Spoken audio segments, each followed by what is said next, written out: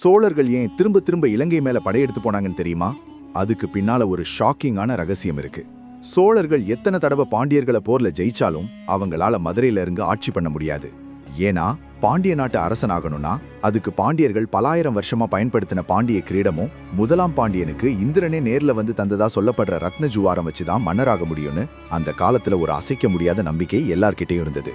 ஆனா இந்த ரெண்டு பொக்கிஷத்தையும் சோழ போர்ல பாண்டியர்கள் தோல்வியடைகிற நிலைமையில இருக்கும்போது அதை இலங்கை அரசன் கிட்ட கொடுத்து யாருக்கு தெரியாத ஒரு தீவுல ஒளிச்சு வைக்க சொல்லிட்டாங்க. இதை கண்டுபிடிக்க சோழர்கள் பல தடவை முயற்சி பண்ணியும் கடைசியில தோல்வியில தான் அது முடிஞ்சது. ஆனா ராஜேந்திர சோழன் ஆட்சிக்கு வந்த பிறகு கதையே மாறி போச்சு. முழு இலங்கையையும் கைப்பற்றிய சோழர்கள் ரோஹண தேசம் என்ற மலைப்பகுதியில அந்த ரகசிய பொக்கிஷத்தை கண்டுபிடிச்சதாவும் அந்த பொக்கிஷங்களை மதுரைக்கு கொண்டு வந்து ராஜேந்திர சோழனோட இரண்டாவது மகனுக்கு மதுரையிலேயே முடிசூட்டி அவனுக்கு சுந்தர சோழ பாண்டியங்கிற பட்டமும் கொடுத்ததா சொல்லப்படுது. ஆனா இது உண்மையா?